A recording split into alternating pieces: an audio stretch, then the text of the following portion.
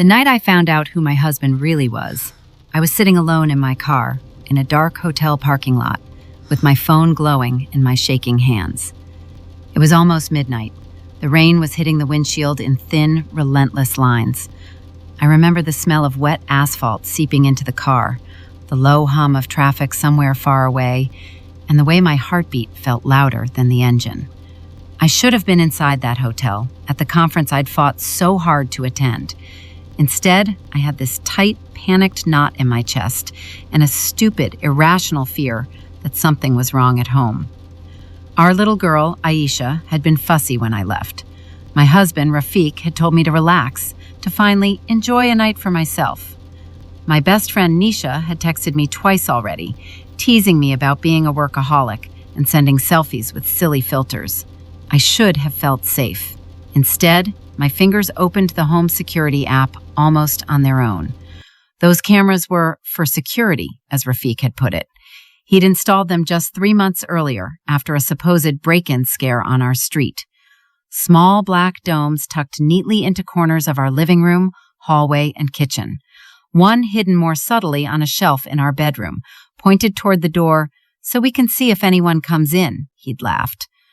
I remember thinking he was being overprotective. I'd even felt grateful. Now, in the dark car, my thumb hovered over the live button for the camera labeled living room. I told myself I was just checking, just making sure Aisha was asleep, just easing my anxiety. I tapped. The feed connected, and my whole world tilted. At first, everything looked normal. Dim lamp on, toys scattered across the rug, the little pink blanket Aisha dragged everywhere draped over the couch arm. For a second, I didn't see anyone. Then, the camera auto-adjusted focus. Rafiq was on the sofa. Aisha was in front of him, standing between his knees. His hand was on her arm, too tight. Even in the grainy nighttime image, I could see the way her small body flinched when he squeezed. She tried to step back, but he yanked her forward, his lips moving in a sharp hiss I couldn't hear through the silent feed. My vision blurred. I leaned closer, my fingers numb around the phone. He shook her. Not a little jostle, not a frustrated tug. He shook our 3-year-old daughter so hard her head snapped back. Her mouth opened in a cry I couldn't hear but felt, like a knife slicing straight through my chest. My first instinct was denial. Maybe she'd spilled something. Maybe she'd almost fallen. Maybe... He slapped her. My breath hitched. My hand flew to my mouth. He slapped her again, this time across the back of her head, and I watched my baby crumple, her tiny body collapsing onto the sofa cushion. She curled into herself in that familiar way she did when she didn't understand what was happening, when she was overwhelmed. He kept talking, still angry, still leaning over her. The camera caught the profile of his face, twisted with fury, unrecognizable to me. This wasn't the gentle, patient man I thought I'd married. This was someone else, someone dangerous. My hand moved toward the ignition. I was ready to drive home right that second, to fly down the highway at 100 miles an hour if I had to. But something in the feed changed. He stopped shouting. He sat back, ran a hand through his hair, and glanced toward the hallway. Then he did something that made my blood run cold. He leaned forward, smoothed Aisha's hair in a too deliberate motion, and then he turned his face directly toward the camera. He stared right into it, into me, like he knew I was watching. He smiled. Not a warm smile, not a father's smile, a thin, controlled smile that never reached his eyes. He held it for a beat, then reached into his pocket and pulled out his phone. I watched him tap on the screen. A second later, my own phone buzzed with a notification, a message from him. "How's the conference going? Miss you." My hand trembled as I read it. The image of him on the sofa, the fresh memory of him hitting our child, the fake sweetness of that text. They tangled together until I felt physically nauseous. I looked back at the feed. He picked up Aisha, setting her roughly on his lap. She didn't resist. She went limp, the way children do when they've been broken by someone they trust. He hugged her close, so her face was buried in his chest, away from the camera. It looked tender. It was a lie. I was suddenly aware of my own breathing, shallow and ragged. I felt like the car was shrinking around me, like the air inside wasn't enough. If you're listening to this and your heart is already pounding, I need you to stay with me. What I found on those cameras that night didn't just destroy my marriage, it saved my life.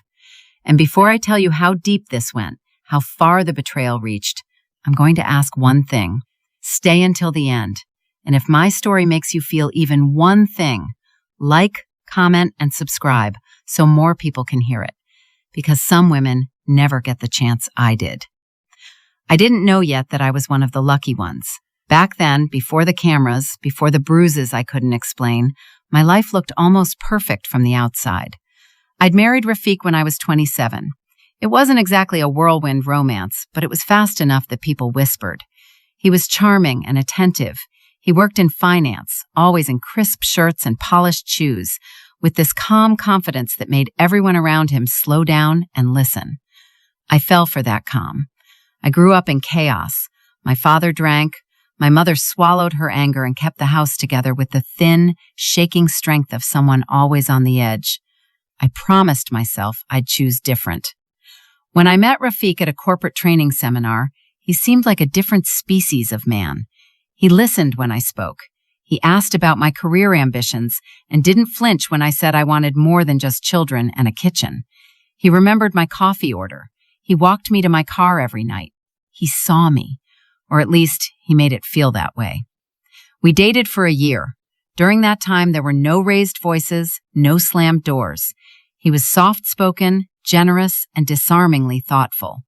When he proposed, he did it at the park where we used to sit and share cheap street food on our breaks. He got down on one knee in the middle of the grass, his suit trousers definitely staining, and asked me if I wanted a life of peace and partnership. Peace, partnership, the two things I wanted most. I said yes. The first year of our marriage was good, quiet. We had a small apartment with thin walls and neighbors who cooked spicy food that filled the hallway. We laughed about it. We saved money. We had movie nights on the floor because we hadn't bought a sofa yet. We made plans to buy a house with a backyard and a lemon tree someday because I'd once said I liked lemons. We didn't fight about money. We didn't fight about chores.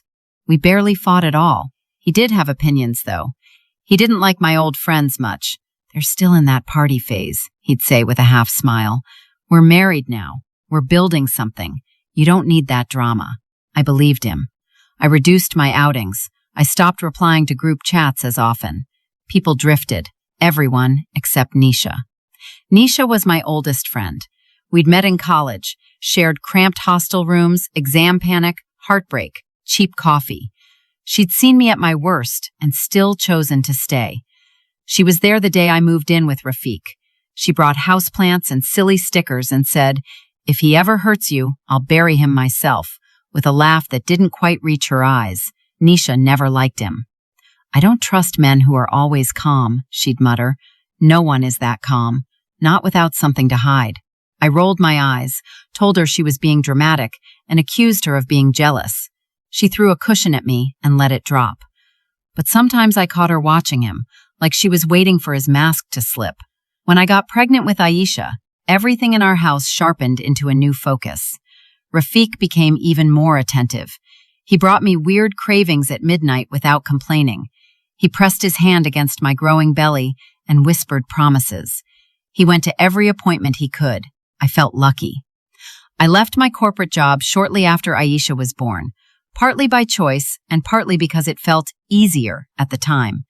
His salary was enough, and he insisted I shouldn't stress myself trying to juggle a baby and a demanding job. "You worked so hard," he'd say. "Now let me take care of you." To everyone else, it sounded romantic. To me, it sounded like love. We moved into a small house on a quiet street when Aisha turned 1. It had a tiny backyard. No lemon tree yet, but he reminded me, one day. The house became my world. My days revolved around feeding schedules, nap charts, laundry piles, and the constant warm weight of my daughter on my hip.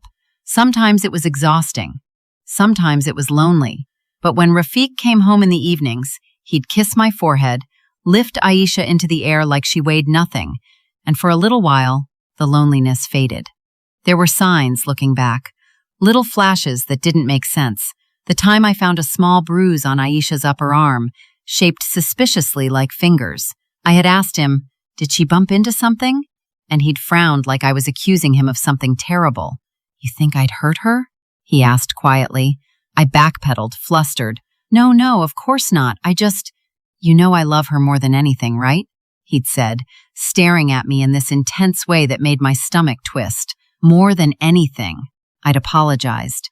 I told myself toddlers are always bruised. They fall, they bump, they don't know their limits. Another time, she clung to me when I tried to hand her to him for a goodbye kiss before he left for work. She buried her face in my neck and shook her head, her small hands gripping my shirt.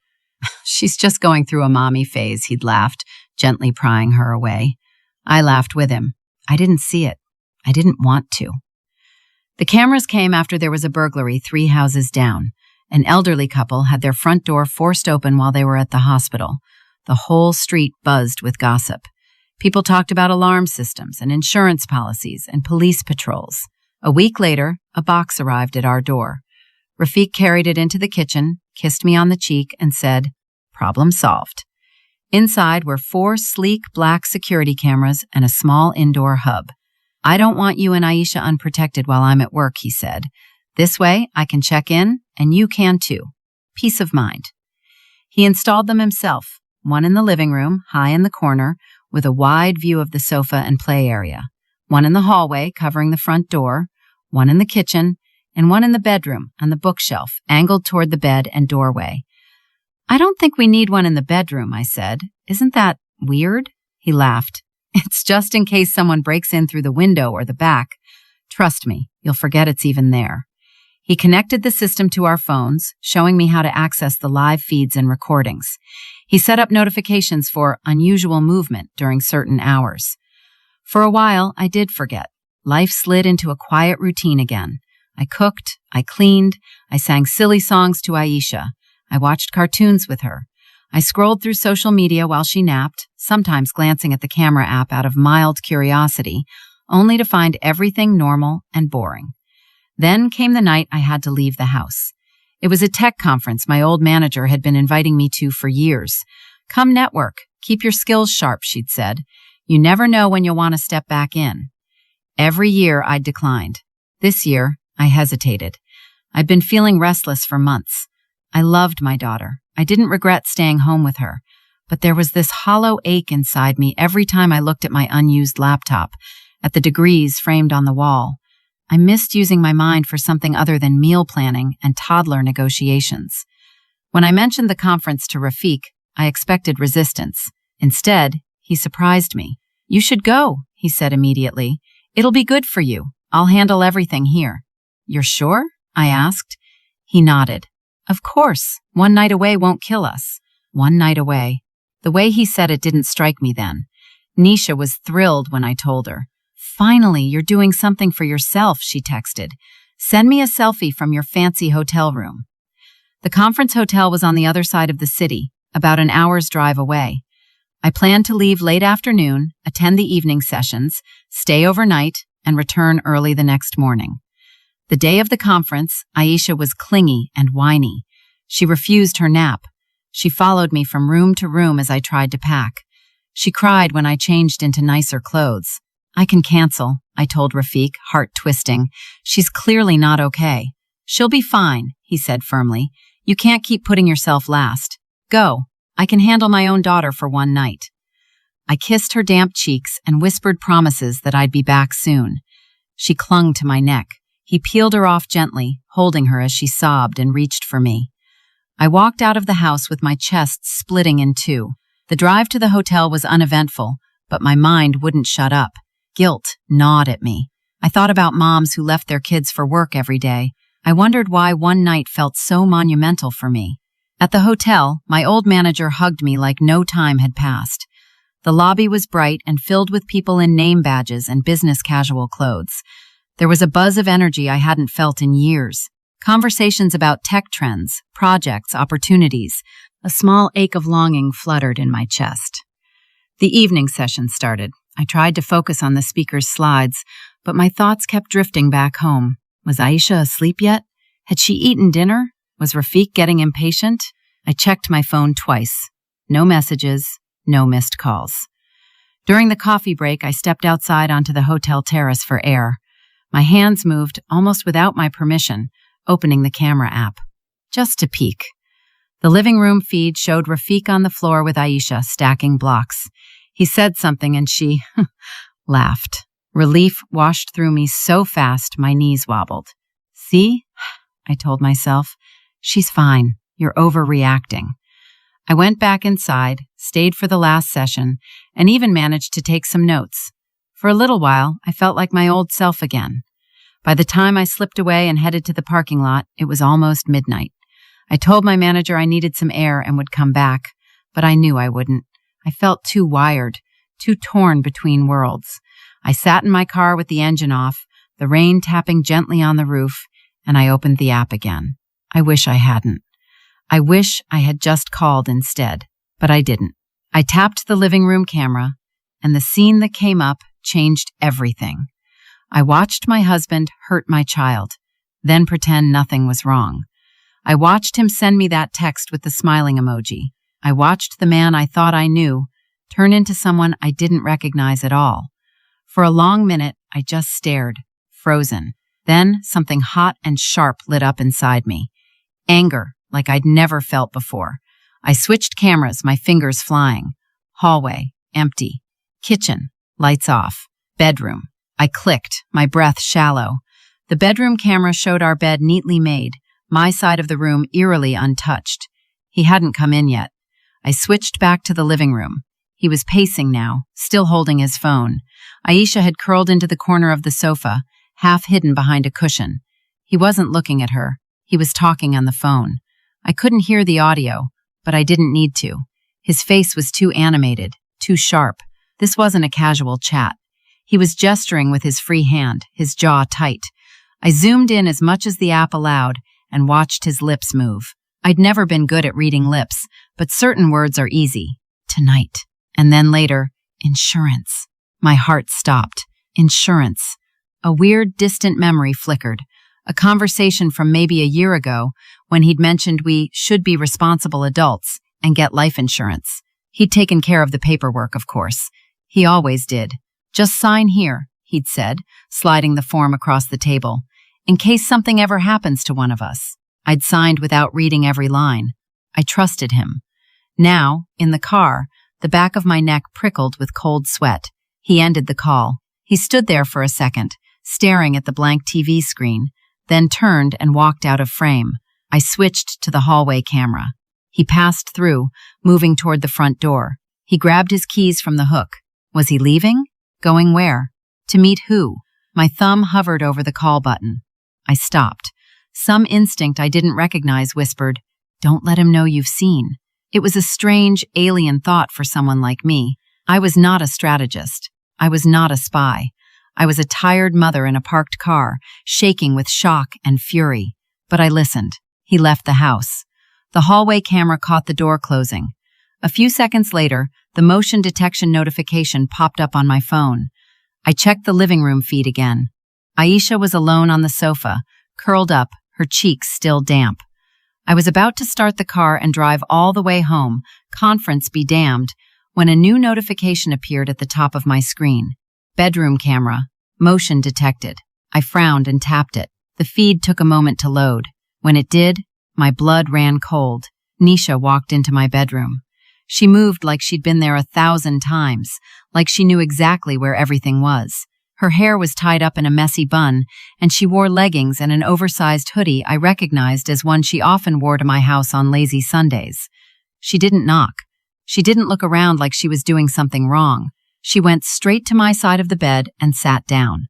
A second later, Rafiq walked in behind her. I felt like I'd been punched. He closed the door, and whatever smile he'd worn earlier was gone. His face was serious now, focused. He said something to her. She nodded, glancing briefly toward the camera without seeming to really notice it. He sat beside her. They were close. Too close. My mind didn't know where to land first. The fact that my husband was in my bedroom with my best friend while I was away, or the memory of him hitting our daughter moments earlier. Then I saw Nisha's face up close. She looked tired, worn down. Her shoulders sagged. When he put a hand on her knee, she flinched, just slightly. Not from disgust, from something like fear. I turned the volume of my phone all the way up, cursing the lack of audio. The camera system we had was cheap enough that it didn't support recording sound. All I had were images. All I had was body language. He leaned in closer. She shook her head. He grabbed her hand. She said something that made him stiffen. Then he stood up abruptly, ran both hands through his hair, and paced the room. He pulled his phone out again. He dialed. He spoke. His words were silent to me, but the expression on his face was not. Cold. Determined. He held up 2 fingers at one point. Then he pointed downwards, like indicating our house. He glanced at Nisha, then at the floor. She looked sick. He ended the call and sat back down beside her. This time, when he took her face in his hands and forced her to look at him, my stomach flipped. I had never seen him look at anyone that way, not even me. Fear clawed up my throat. My hand shook so badly the phone almost slipped from my grip. Here's the part I still struggle to say out loud. In that moment, despite everything I was seeing, a tiny part of me still tried to make excuses. Maybe they were planning a surprise. Maybe he was helping her with something serious. Maybe this was all just... Then he did something that shattered all those maybes. He opened the bedside drawer on his side and pulled out a thick envelope. He handed it to her. She opened it slowly, her hands trembling. Inside were papers, lots of them. She flipped through, her eyes scanning the pages, her brow furrowing deeper with each one. She stopped on one page and stared, her shoulders rounded in defeat. Then, with both hands, she pressed the papers back into the envelope and clutched it to her chest, like it was heavier than it looked. Rafiq said something, gripping her wrists. She nodded reluctantly. They sat there, side by side on my bed, in my room, planning something I wasn't supposed to see. This time, I didn't fight the instinct. I didn't call him. I didn't call her. I didn't call anyone. I started the car. The rain had become heavier, turning the windshield into a blur. I turned on the wipers and pulled out of the parking lot, my heart hammering so hard it felt like it was rattling my ribs. The highway to our house wasn't well lit. I drove faster than I should have, headlights carving narrow tunnels through the darkness. Every bump in the road jolted my already raw nerves. I had 2 thoughts battling for control in my mind. 1, get to Aisha. Get to her now. 2, don't let them know you know. Both felt impossible to satisfy at the same time. As I drove, my phone buzzed again. A text from Nisha. Everything okay? You disappeared from the conference. I stared at the message, my grip tightening on the steering wheel. She was lying. She was with him. In my house. I didn't reply. Another text came in. This time from Rafiq.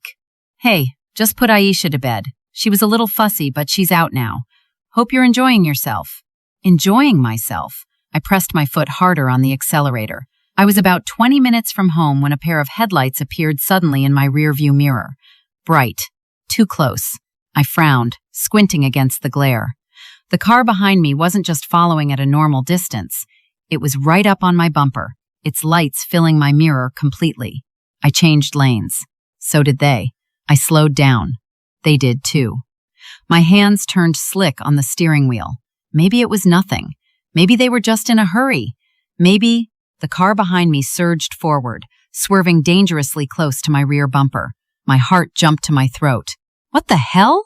I moved back into the right lane, signaling carefully. The other car followed, still too close. The road was emptier out here. No streetlights, just darkness and the white lines flashing under my tires. I tried to get a look at the make of the car, the driver, anything, but the lights were blinding. It felt like being hunted by a pair of glowing eyes. Another surge forward. This time, they clipped me. It was slight, just a nudge, but enough to jolt the car and send me veering half onto the shoulder. Ah! I screamed, fighting to keep control. My phone slid off the passenger seat and onto the floor. Instinct told me to pull over, but another instinct screamed louder. Don't stop. Don't stop out here. Don't stop alone. I sped up, my engine whirring in protest. The car behind me matched my speed, then accelerated. I watched, terrified, as it pulled into the lane beside me and slowly began to edge into mine, forcing me toward the guardrail. It felt deliberate, calculated. I don't know how, in all that panic, my mind made the jump. Maybe it was the word insurance still echoing in my brain. Maybe it was the knowledge that my husband was somewhere between home and that hotel, doing God knows what. A wild, chilling thought hit me. What if this wasn't random? What if this was part of it? I didn't have time to finish the thought. The other car surged again, faster this time. I braced for impact. Then, out of nowhere, another set of headlights flashed in my side mirror. A third car appeared, swerving into the lane between me and the attacker with a screech of tires. It cut them off so sharply that the car behind me slammed its brakes, honking angrily. The new car stabilized, then moved to my side, matching my speed. I didn't know what to do. I was shaking, my teeth chattering. The attacking car fell back, hovering at a distance now, as if waiting. The new car's driver flashed their high beams once, then again. I glanced over. In the driver's seat was a man I'd never seen before. Mid-30s maybe, dark jacket, both hands on the wheel. His expression was focused, intent, but not threatening. He rolled down his window slightly and motioned urgently for me to follow him. Every warning I'd ever heard screamed in my head. Don't follow strangers, don't trust anyone. But the car behind us loomed again, swerving slightly, as if testing the boundaries. Between the two dangers, the one I could see and the one I didn't understand, I chose the one that at least looked like help. I nodded, just once. He sped up, and I matched his pace. Together, we left the main highway, taking an exit I wouldn't have noticed in my panic. The pounding in my ears was so loud I almost didn't register that the other car hesitated at the exit ramp, then continued straight down the highway, disappearing into the distance. My breath came in ragged gasps. My whole body felt wired, like it had been plugged into an electric socket. We drove in silence for a few minutes down a quieter road, flanked by closed shops and dark buildings. Finally, the man in the other car signaled and pulled into a well-lit gas station. I followed, my heart refusing to slow. I parked near a pump, half ready to throw the car into reverse and flee if anything felt off. He got out slowly, keeping his hands visible. I cracked my window, just enough to talk. "You okay?" he asked, his voice calm but firm. "They were pushing you pretty hard back there." I swallowed. Did you see them?" He nodded. "Yeah, that wasn't an impatient driver. That was someone trying to make you crash." The words I'd been trying not to think lodged in my throat. I opened the window a bit more. "Thank you," I said, my voice trembling. I don't know what would have happened if you hadn't." He shrugged slightly. "I used to work emergency response. You see enough accidents, you learn the difference between bad driving and intent." "Intent," I repeated, numb. He studied me for a moment, then glanced at my still shaking hands. "Do you want me to call someone for you?" he asked. "Family? Police?" Police. The idea floated over my head, distant and hazy. I thought of trying to explain everything that had happened in the last hour to a stranger in uniform. The cameras, the bruises, the car. I wasn't ready. "No," I said quickly. "No police, not yet. I need to get home. My daughter—" I cut myself off before I said too much. He didn't push. He looked like he wanted to, but he didn't. "At least take a few minutes," he suggested. "Drink some water. You're in no condition to drive like this." He went inside the gas station, leaving me alone with my shivering breaths and the fluorescent lights buzzing overhead. When he came back, he handed me a bottle of water through the window. I hesitated before taking it, my heart pounding again. He noticed. "I'm not going to hurt you," he said quietly. "I just didn't want to watch you die on the highway." I took the bottle. "Thank you," I said again. He stepped back, giving me space. "Do you want me to follow you for a bit?" he asked. "Just to make sure they don't come back?" The idea of having someone behind me, someone who wasn't trying to kill me, softened something in my chest. "Yes," I whispered. "Please." He nodded once. "Okay, drive safely. Don't speed. If they show up again, pull into the nearest busy place, not the side of the road. okay? Okay. We drove the rest of the way like that. He stayed a few car lengths behind me, a quiet guardian in the rearview mirror. No one else followed. By the time I turned onto my street, my hands had steadied just enough that I could manage the wheel without shaking. I pulled into our driveway. The house looked calm from the outside, a soft glow spilling from the living room window. Nothing about it hinted at the chaos inside my chest. The man's car stopped at the corner. He didn't pull into the driveway, didn't get out. He just waited, watching. When I glanced back, he lifted a hand in a brief gesture as if to say, "You're home now." I raised my hand in return, then stepped out of my car. The night air hit me like a slap. It smelled damp and earthy. I stood there for a heartbeat, staring at the front door, my mind racing. I couldn't storm in screaming. I couldn't let them know what I'd seen. Not yet. If everything I suspected was true, I was standing at the edge of something much bigger than a bad night. I took a long breath, forced my face into something resembling normal, and walked inside. The hallway camera caught me entering. I glanced up at it as I closed the door behind me. For the first time, I felt its eye on me, watching. The living room was empty. The lamp was still on. The TV remote sat on the coffee table. Aisha's pink blanket lay crumpled on the floor. My heart leaped into my throat. "Aisha?" I called softly, moving quickly toward the bedroom. I found her in her room, asleep in her bed, her chest rising and falling in small, steady breaths. I leaned over her, my hands hovering inches from her skin, needing to touch her, but afraid of waking her. I saw the faint outline of a bruise on her arm, just like before. My chest tightened. I pressed my lips to her hair, letting one tear fall before I wiped it away. She was okay, for now. I slipped out, closing her door quietly behind me. Rafiq's voice floated from our bedroom. "I told you she'd be fine," he was saying. "You worry too much." Nisha's voice answered, "I don't like this, Rafiq. I never wanted." I stepped into the doorway.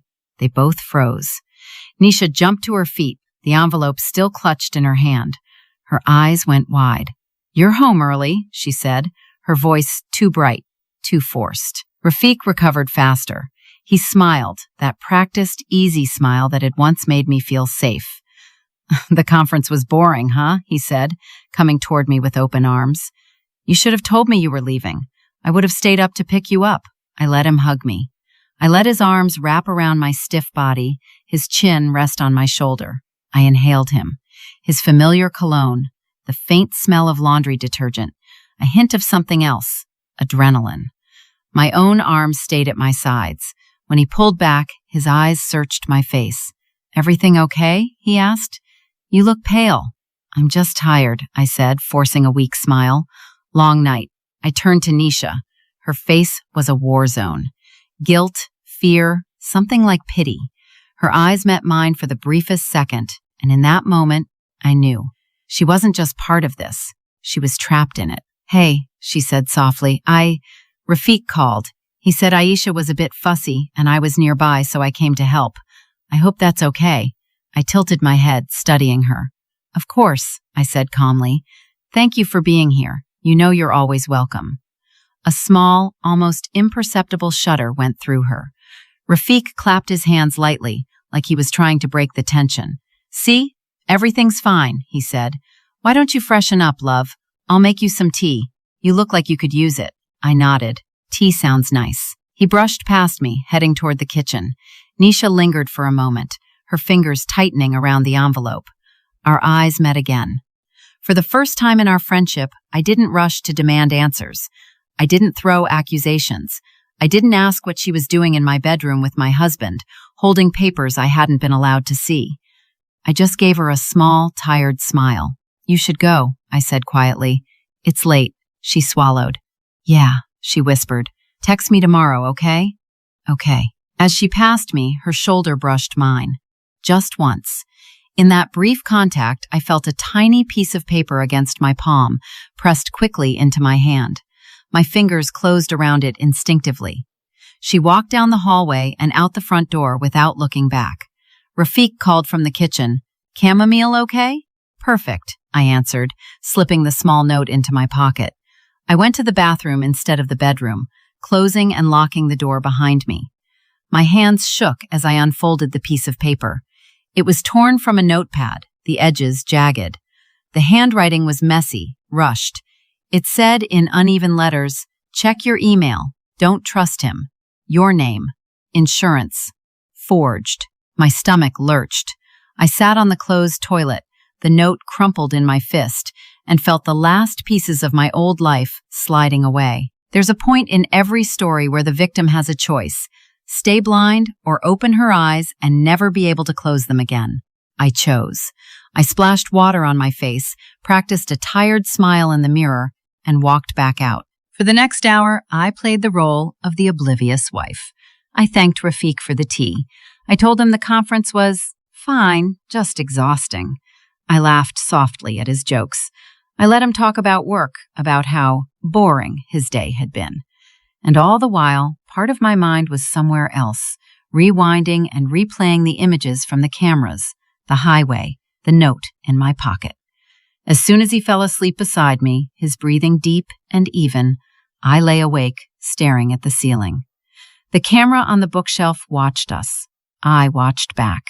In the dim light, the little black dome looked harmless, decorative almost, a symbol of safety. I knew better now. The next morning, I woke before him. I got Aisha ready, kissed her forehead, and watched her flinch slightly when Rafiq came in for a hug. She hid behind my leg. He laughed it off. "Mommy's girl," he said. My smile didn't reach my eyes. As soon as he left for work, I sat at the dining table with my laptop. My fingers hovered over the keyboard for a long time before I finally opened my email. Hundreds of unread messages, spam, subscriptions, old work threads. I scrolled mechanically, looking for something, anything that stood out. I found it in my spam folder. An email from an address I didn't recognize. The subject line was my full name, followed by a series of numbers that looked like a policy ID. My heart stuttered. I clicked. The email was from an insurance company. I'll spare you the jargon. The important part was this. It was a confirmation notice for a life insurance policy taken out in my name with Rafiq listed as the sole beneficiary.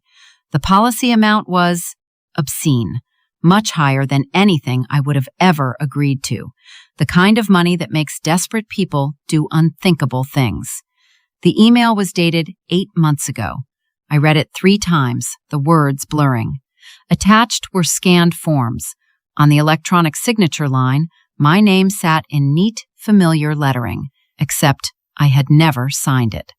A cold, eerie calm settled over me. I downloaded the forms, printing them out and laying them side by side on the table. I studied the signature.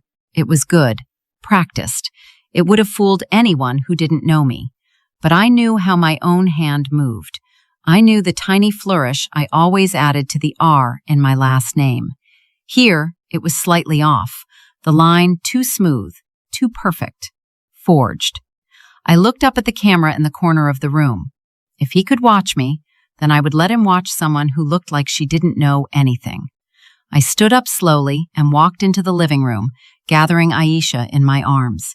I kissed her cheeks, her hair, her forehead, breathing in the scent of her shampoo. She giggled, the bruise on her arm stark against her soft skin. "Mommy loves you," I whispered. So much. She patted my face. "I love you, Mommy. Do you love Baba?" I asked gently, forcing the words out. Her eyes flickered. "No, Baba," she whispered, turning her face away. My throat closed. It wasn't just me anymore. It was her.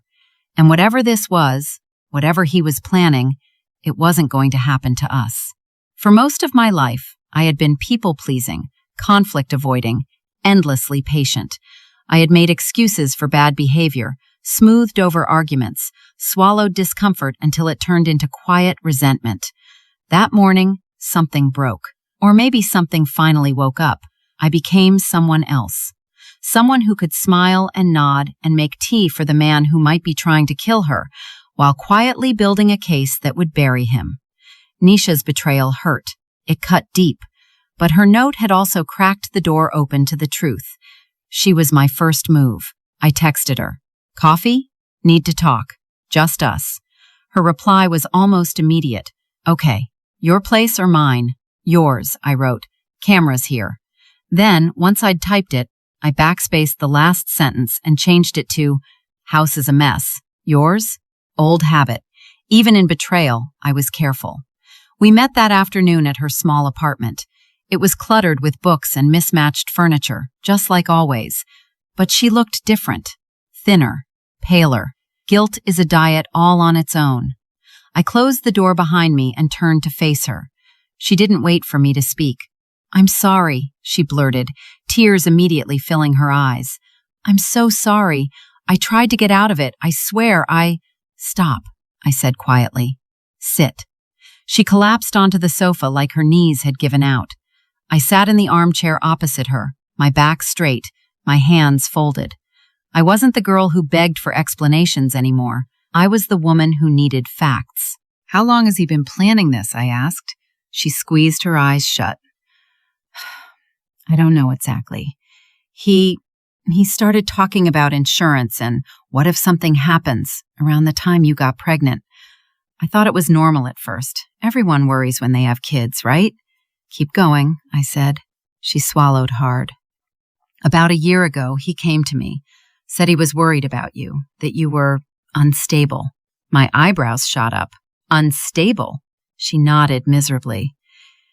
He said you'd been talking about wanting to disappear and hating your life, that he was scared you'd hurt yourself and Aisha.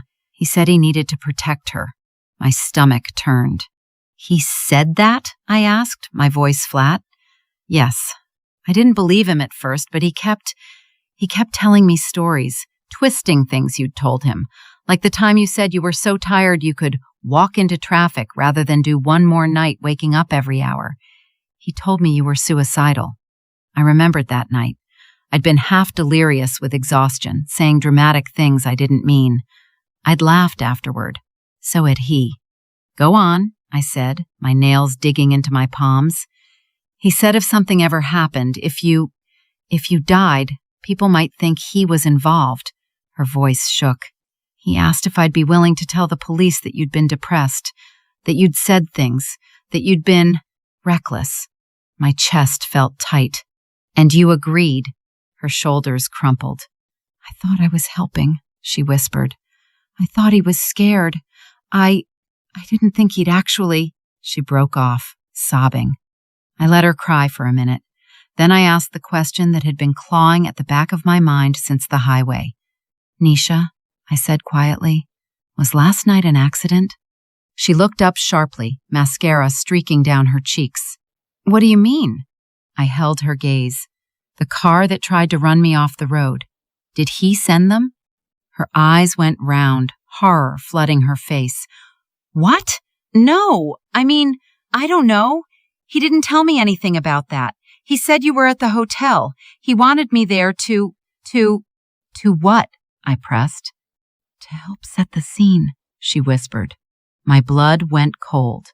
What scene? She wrapped her arms around herself, rocking slightly. He said he was worried about you driving back late, that you might crash, that if you did and the police went through your things, it would be better if certain papers were already in place, so it didn't look suspicious. Papers, I repeated. She nodded, her gaze flickering to an envelope on the coffee table, the same one I'd seen in my bedroom. He wanted me to fill out a statement, she said, about you being depressed, about you saying things. He said it was just in case, that if something happened to you, the insurance company would investigate, and he didn't want them to think he'd killed you. I stared at her. You do realize how insane that sounds, I said softly. She nodded helplessly. I know, but he's good with words. He makes everything sound reasonable. He said it was being prepared, not planning anything.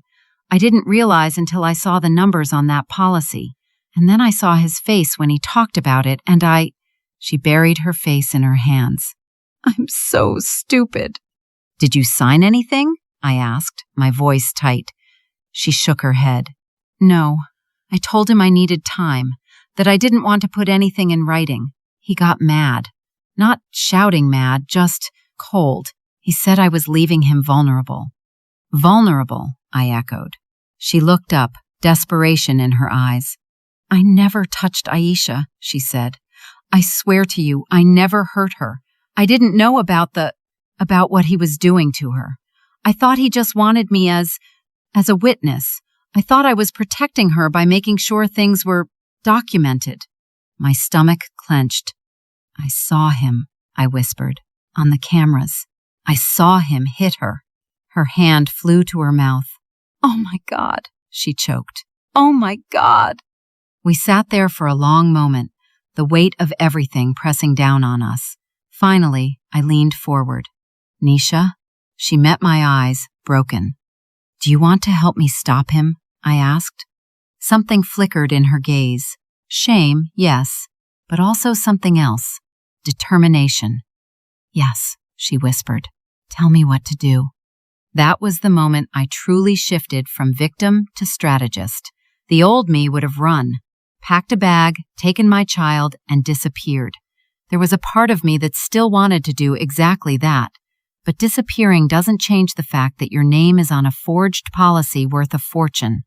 Disappearing doesn't stop a man like Rafiq from trying again, from maybe succeeding next time, from maybe hurting someone else. No, this needed to end. And not with a quiet divorce or a whispered separation. It needed to end with handcuffs. For the next few days, I lived a double life. To Rafiq, I was the same tired, slightly frazzled wife. I made him breakfast. I kissed his cheek when he left for work. I sent him pictures of Aisha drawing on the floor. I listened to his work stories. Inside, I was cataloging every text he sent, every comment that could be twisted into a narrative. Every time he joked about how fragile life is. I read every document I could find in the house. Insurance policies, bank statements, property papers. Most of them were in his name alone, but my name appeared more than once, always tied to obligations, risks, liabilities. He had taken out a second mortgage on the house without telling me.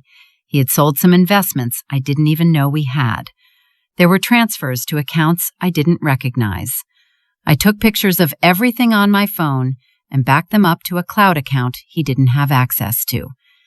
Nisha, for all her betrayal, became my reluctant ally.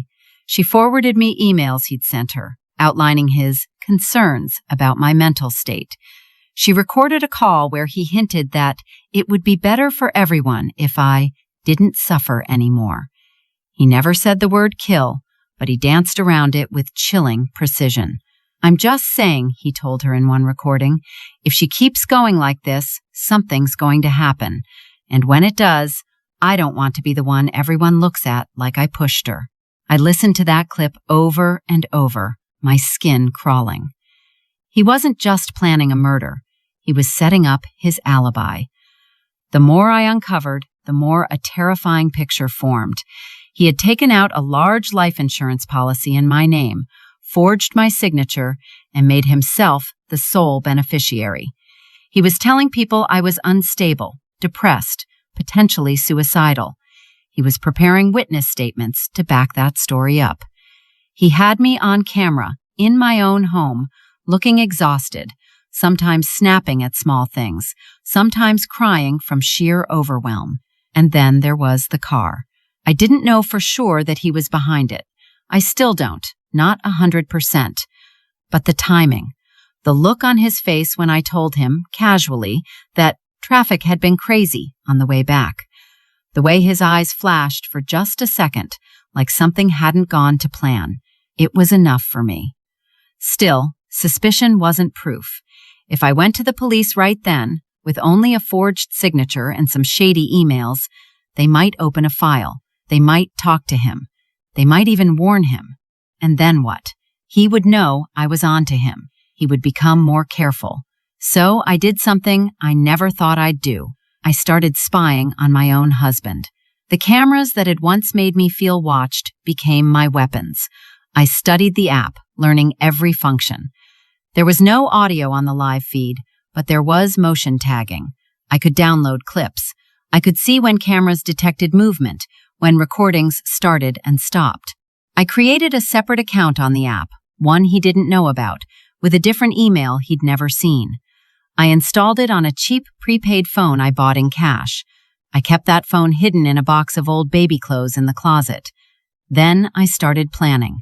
Every night, after Aisha was asleep and Rafiq had drifted off beside me, I lay in the dark and thought. He had cameras on me. What if I had cameras on him? Yes, the house already had them, but they were his, set up on his account. He could delete footage, adjust angles, turn them off when he wanted. I needed my own eyes and ears. The next time he mentioned needing to work late, I played supportive. Of course, I said. You work so hard. Maybe I'll take Aisha to my mom's this weekend. Give you some quiet time. His eyes lit up just for a moment before he masked it with concern. Are you sure you don't mind? He asked. Not at all, I said. We haven't visited her in a while anyway. He kissed my forehead. You're the best. As soon as he left for work that morning, I called a small electronics shop in the city. I told them I needed a few discrete cameras for a project. They didn't ask questions. I paid in cash. The cameras were tiny, hidden in things like air fresheners and alarm clocks. One even disguised as a USB charger. I installed them myself, hands shaking but steady enough. One in the corner of the living room, angled slightly differently than the existing camera, feeding to my private account. One in the kitchen, hidden near the spice rack. One in the hallway, disguised as a nightlight. And one in the bedroom, tucked into the base of a decorative lamp on my bedside table. These cameras had something his didn't: audio. When I was done, I stood in the middle of the room, breathing hard, looking up at the cameras he'd installed. Watch me, I thought. Watch everything. You're not the only one collecting evidence anymore. That weekend, I took Aisha to my mother's house. My mother lived 2 hours away, in a noisy apartment building filled with children and aunties and nosy neighbors. It was cramped, chaotic, and exactly the kind of place where nothing went unnoticed. I didn't tell her everything. Not yet. I told her I needed a little break, that Rafiq was stressed about work, that I wanted her to spend some time with her granddaughter. Leave her with me for a few days, my mother insisted. You never rest. The thought of leaving Aisha with anyone, even my own mother, tightened my chest. But the idea of bringing her back into that house while I was about to set a trap tightened it more. I hugged Aisha tightly. Stay with Nani, I whispered. Mommy will be back soon. She nodded, her tiny arms clinging to my neck. That night, I drove back to the house alone. It felt empty without her toys scattered everywhere, without her voice echoing down the hallway. But there was a clarity in the quiet. I sat in the living room with the lights off, the glow of my laptop screen reflecting in the window. I opened my private camera app and waited. He came home later than usual, around 10 p.m. He didn't know I was back yet. He walked into the living room, loosened his tie, and glanced up at the original camera. Long day, he muttered to himself, unaware that my camera was also watching, recording every word. He poured himself a drink in the kitchen, then sat on the sofa, scrolling through his phone. After a while, he made a call. I leaned closer to the laptop, turning the volume up. Is everything arranged? He asked. The voice on the other end was unfamiliar, male, with a slight accent. Yeah, you said tomorrow night, right? Tomorrow or the next, Rafiq replied. Depends when she decides to drive back. But you'll be nearby, right? My blood froze. The man. I can be, but these accidents don't come cheap, you know. I'm taking a risk here. You'll get your money, Rafiq said, his tone cold. You already got half. You'll get the rest when it's done. I felt like I was listening from underwater. An accident. He was arranging an accident on the highway. My mind flashed back to the car that had tried to push me off the road, to the way it had backed off when the stranger's car intervened. What if that had been the first attempt? What if the next one would be successful? I forced myself to breathe. And the car? The man on the phone asked. It's insured, Rafiq said. Everything will look normal. You just make sure you're not seen. I'd heard enough. I downloaded the recording and backed it up to 3 different places. That was the night I really understood how close I'd come to dying, and how close I might still be. The next day, I went to the police. Not the local station. I didn't want gossip. I didn't want someone to tip him off. I went to a larger station in the city, one with a cybercrime division.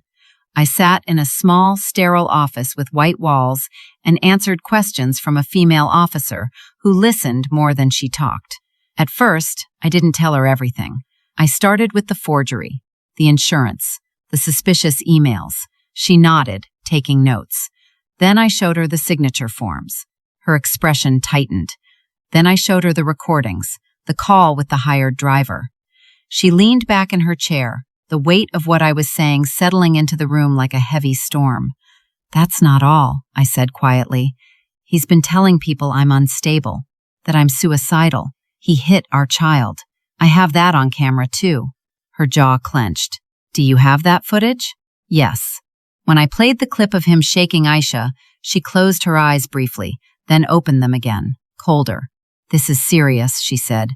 "Very serious." "I know," I whispered. "We can protect you," she continued, "but we have to do this right. If we move too quickly, we risk him slipping away. If we move too slowly—" She didn't finish the sentence. She didn't have to. We talked for hours. I answered every question. I showed every file. She brought in a colleague from the fraud department, then one from domestic violence. At one point, they asked me, "Do you feel safe going back home?" The word safe felt like a foreign language. "I don't feel safe anywhere he can reach me," I said. "But I also know he won't make his move if he thinks I'm suspicious. Right now, he thinks I'm stupid. I'd like to use that." The officer studied me for a moment. "What are you suggesting?" I swallowed. "He's not just planning an accident. He's trying to build a story, a narrative, that I'm unstable, that I might snap one day, that if something happens to me, everyone will look at my supposed depression, not at him." "Yes," she said slowly. "So let's give him a stage," I said, "and make sure you're watching when he steps onto it." That's how the idea of the dinner came about. Rafiq liked routines. He liked appearances. He liked things that looked perfect from the outside. A reconciliation dinner would be the perfect bait. I called Nisha that afternoon. "I need you," I said, "one last time." She hesitated. "What are you planning?" "A show," I said quietly. "One where he doesn't know he's the main act." She was quiet for a long moment. Then, "Tell me what I have to do." I went home that evening with a calm that felt almost eerie. The officer had given me a number to call if anything escalated. They had already begun quietly pulling Rafiq's financial records, checking insurance details, looking into his recent calls and connections. They couldn't arrest him yet, but they could watch him, and so could I. That night, as we sat at the dining table eating dinner, I put my plan into motion. "I was thinking," I said casually, spearing a piece of rice with my fork, "about everything lately. About us." He glanced up, alert. "What about us?" "I've been difficult," I said, forcing my eyes to drop in what I hoped looked like shame. "I know I've been moody, tired, snappy. It's not fair to you or to Aisha." He studied me, wary. I miss how things used to be," I continued. "Before I got so overwhelmed, before I became this version of myself." I let my voice tremble slightly. He put his fork down, softening his expression. "You've had a lot on your plate," he said. "It's normal." I shook my head. "No, I've been selfish, and I know I've worried you. The things I said, about being tired, about wanting to run away." He leaned forward. "I never thought you were selfish," he said. "I've just been afraid for you." There it was, the narrative. "I know," I said, my eyes meeting his. "That's why I want to fix things, for real, not just pretending. I want a fresh start, for us, for our family." He watched me, every slight shift in his expression recorded by my hidden cameras. "What do you mean?" he asked. "I mean," I took a breath. "Let's have a proper dinner this weekend, just us and Nisha. You know how she is, always in the middle of everything. Maybe we can talk, clear the air, show you both that I'm okay, that I'm stable." He hesitated, suspicion flickering. "A dinner," he repeated. I nodded.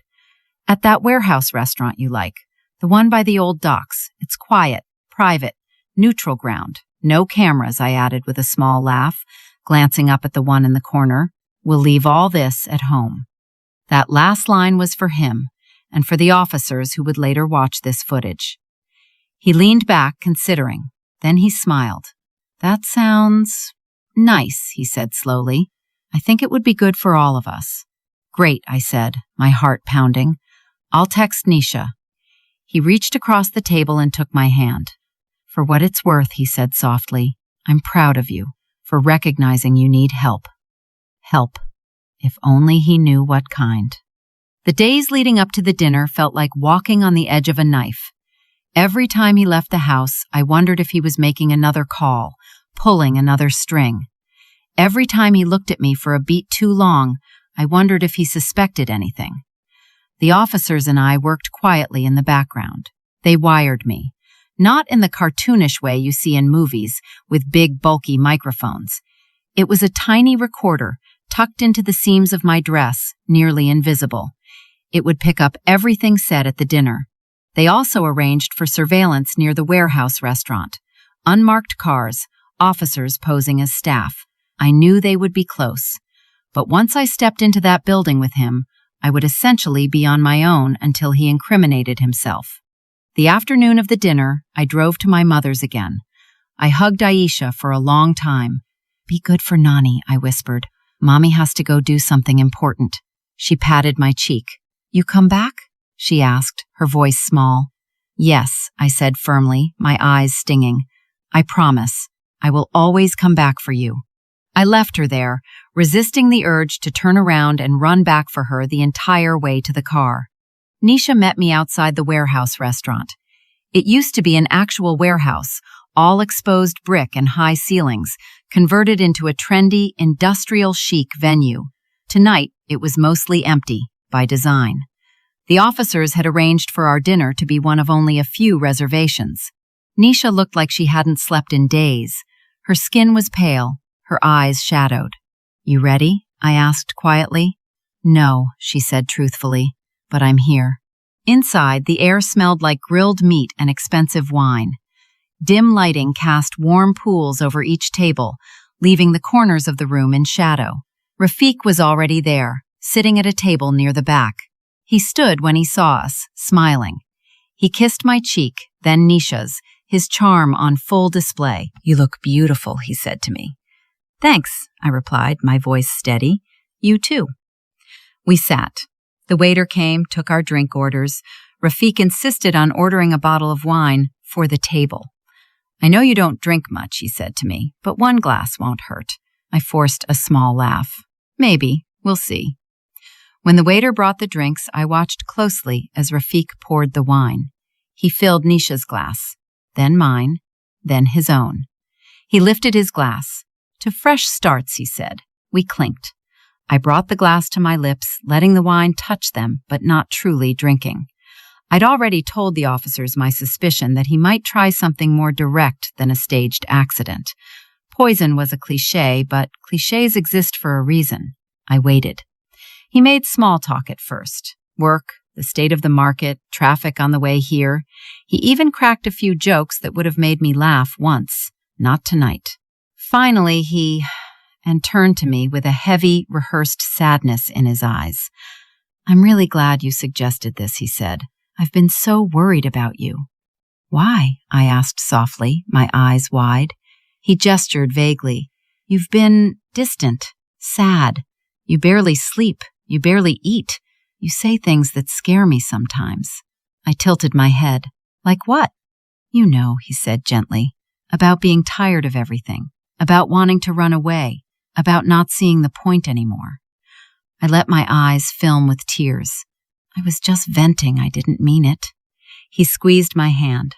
I know, he said. But the thing is, if something happened to you, his voice broke. It was a good performance. I don't know what I'd do. He glanced at Nisha as if seeking confirmation. She played her part, nodding slowly.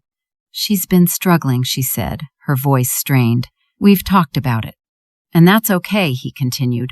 Lots of people struggle. but we have to be prepared. My heart pounded. Prepared how? I asked. He hesitated for the briefest of moments. Then he leaned in slightly, lowering his voice. I talked to someone, he said, a lawyer, about what would happen if... He let the sentence trail off, pressing his lips together. If I die, I supplied, my voice barely above a whisper. He nodded, eyes full of false grief. I didn't want to, but I had to. For Aisha, for our future. If something happens to you, I need to make sure she's taken care of, that I'm taken care of, so I can take care of her. My fingers tightened around the stem of my glass. And? I prompted. And they said we need to have everything in order. Insurance, witnesses who can attest to your state of mind, documentation, control of assets. Nisha shifted uncomfortably. You mean, I said slowly, witnesses who can tell the police I was unstable. He winced. Don't say it like that, he protested. It's not about painting you as crazy. It's about being honest. You told Nisha things. You told me things. We just need it on record, I finished. He nodded. And the insurance, I asked? We're insured, right? He hesitated. Of course, he said. We've been over this. It's standard. Life insurance, I pressed? On me? His jaw clenched almost imperceptibly. On both of us, he said. Then why, I asked softly, is there a policy in my name with you as the sole beneficiary that I never signed? His fork slipped from his fingers and clattered onto the plate. For a heartbeat, his face was naked, cold, calculated. Then the mask snapped back into place. What are you talking about? He asked, forcing a, You're mistaken. I saw the forms, I said, my voice steady despite the thunder in my ears. I saw my signature. It's a good forgery, almost perfect. But you forgot the little hook I add to the R in my last name. You always forget the little things. His eyes bored into mine. Silence stretched between us. He glanced at Nisha. She looked like she was about to pass out, but she held my gaze and nodded, just once. She knows everything, Nisha, I told her. He stared at her, betrayal flashing in his eyes. You stupid. Don't, I said sharply. Don't talk to her. Talk to me. Tell me why you've been telling people I'm unstable. Why you've been pushing this story of a suicidal wife. Why you hired someone to stage an accident on the highway. His head snapped back to me. You're paranoid, he hissed. You need help. I needed help the night your hired driver tried to push me off the road, I shot back. When a stranger risked his life to save mine. I needed help when you hit our daughter while I watched on a camera you installed. His face went pale. You're making things up, he said, his voice low and dangerous. You don't have proof. Oh, but I do, I replied softly. I have everything, Rafiq. The forged forms, the emails, the recordings from the cameras you thought only you controlled. The call where you promised the driver the rest of his money when it's done. His mouth worked soundlessly. The restaurant felt very quiet. At a nearby table, a man in a waiter's uniform shifted slightly, one hand near his ear. I knew he was an officer. I knew others were close. I was trying to protect you, he tried again.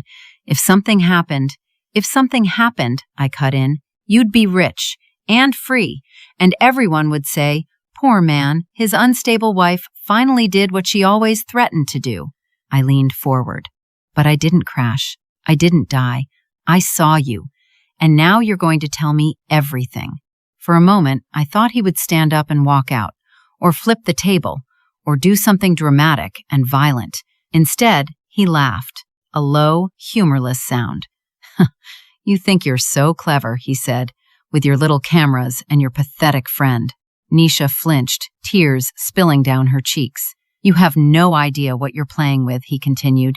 Do you think the police will actually care? Do you think they'll believe the hysterical housewife over the calm, reasonable husband? He was using his old advantage, control of the narrative. But this time, I wasn't alone in hearing it. I set my glass down carefully. Why? I asked quietly. You could have just divorced me. Divorce? He repeated, incredulous. Do you know what divorce would cost me? Half of everything. Years of alimony. Losing my reputation. People asking questions. Wondering why the perfect marriage ended. So this was easier? I asked, my voice cold. Murder, fraud, and abuse? He shrugged. You'd be surprised, he said. People die every day. Cars crash. Wives snap. It's messy, sure, but in the end, he lifted his hands. Clean. He glanced around as if realizing how much he'd said. Then his gaze sharpened.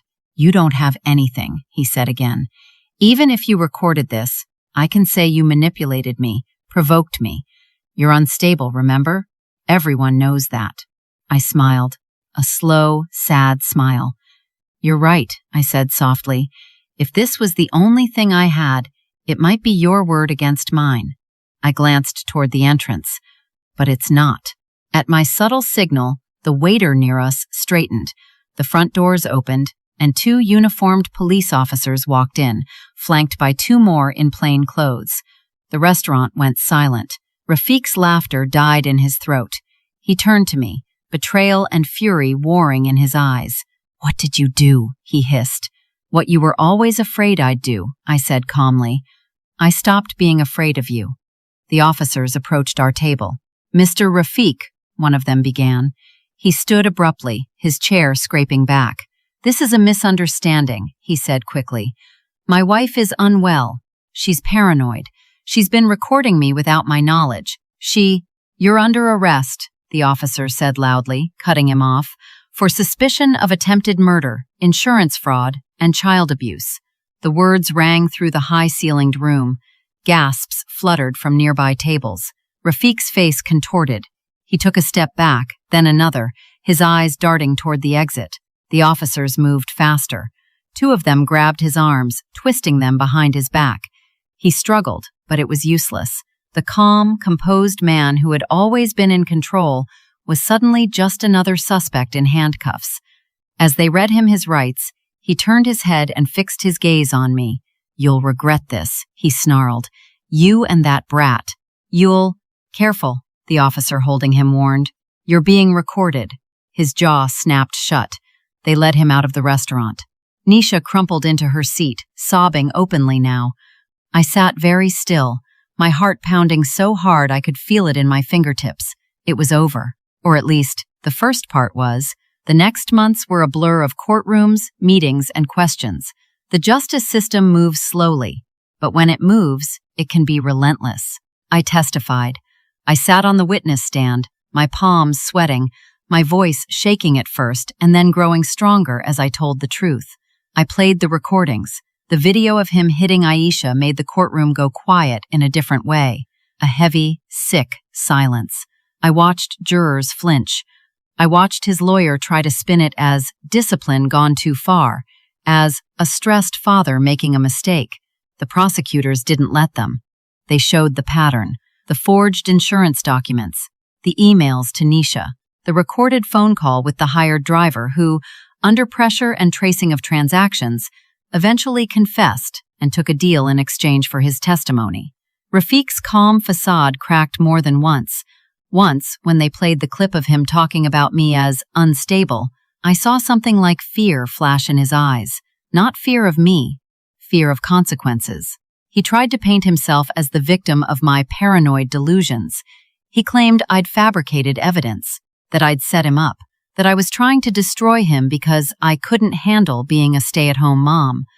The judge listened, and then the prosecution presented the forensic analysis of the documents, confirming the signatures were forged. They presented the pattern of financial movements, showing how he'd positioned himself to gain massively from my death.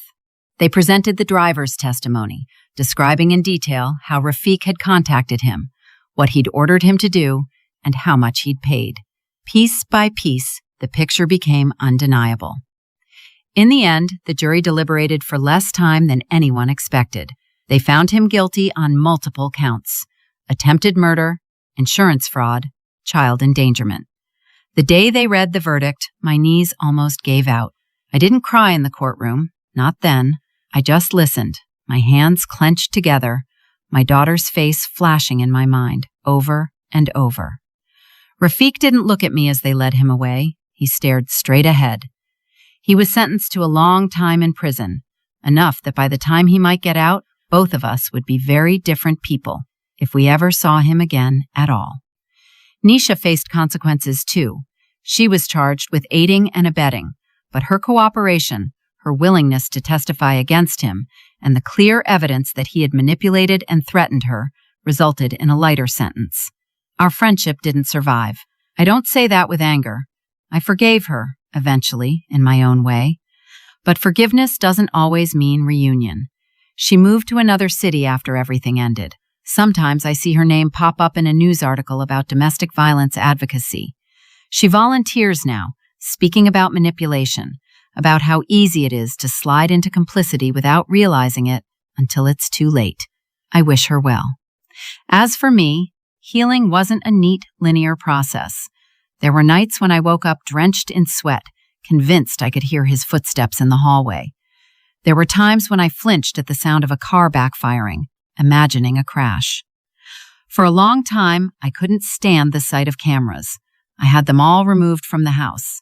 Every black dome, every hidden lens. Gone. The silence afterward felt strange, like losing a second, unblinking set of eyes. But slowly, that silence became peace. I went back to work. Not in the same corporate job I'd left. I didn't want that world anymore. I started working with a nonprofit that helped women in dangerous situations, women whose partners controlled their finances, manipulated their narratives, made them feel crazy for noticing the truth. I told pieces of my story, carefully, anonymously at first. Each time, the telling hurt less. Aisha grew. The bruise on her arm faded. The scars inside her took longer. She was wary of men for a long time, even male teachers, male relatives.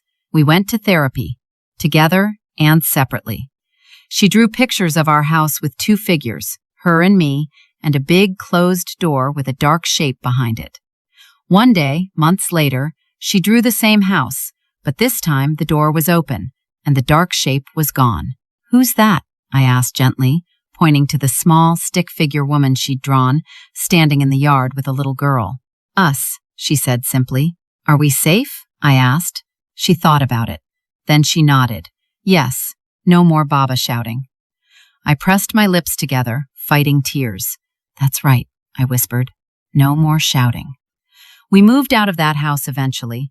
I couldn't live in a place where every corner held a memory of surveillance, of betrayal.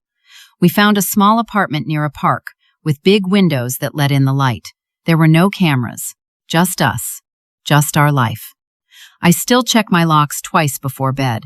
I still avoid long, lonely stretches of highway at night when I can, but I don't live in fear of him anymore. The last time I saw him was in court, at a hearing to finalize some financial matters. He'd lost weight. His hair was grayer. His eyes were harder. He looked at me, and for the first time in our entire relationship, I saw something like understanding there. Not apology, not remorse, just the recognition that he'd underestimated me. That the quiet, conflict-avoiding woman he married had become the one thing he never planned for. A strategist, a survivor, a mother who would burn the world down before letting anyone hurt her child. Now, sometimes, when Aisha is asleep and the apartment is quiet, I sit by the window and think about that night in the hotel parking lot. How a simple tap on a camera app showed me everything I needed to see. How a car on the highway tried to erase me. How a stranger in another car became an unexpected savior. I never saw him again. I don't even know his name. But sometimes I imagine crossing paths with him one day. I imagine walking up to him and saying, "Because you decided to get involved that night, my daughter still has a mother." There are so many turning points in this story that could have gone another way. If I hadn't checked the cameras, if the stranger hadn't intervened, if Nisha hadn't slipped me that note, if I'd let fear keep me quiet, keep me loyal to the story he wanted everyone to believe. But I didn't. And that's why I'm here, telling you this now. If you're watching this and something in your gut has been whispering that something is wrong in your house, with your partner, with your perfect life? Listen. If the person who claims to love you tries to control the narrative, tries to make you feel crazy for noticing inconsistencies, tries to isolate you and call it protection, pay attention. And if you ever feel like you're alone, like no one would believe you, remember me. I was the woman who thought cameras would make me feel safe, who found out they were actually part of a plan to destroy me. And then I turned them into the thing that saved me. Thank you for staying with me through this entire story. If it made you feel less alone or opened your eyes even a little, please hit like, leave a comment sharing your thoughts or your own story if you're ready, and subscribe so more women can hear this and know they're not crazy, they're not overreacting, and they're not alone. This is my life now. Not perfect, not easy, but mine. And that, after everything, is enough. If you like this story, please like the video and subscribe to the channel. And tell me in the comments how you liked this story.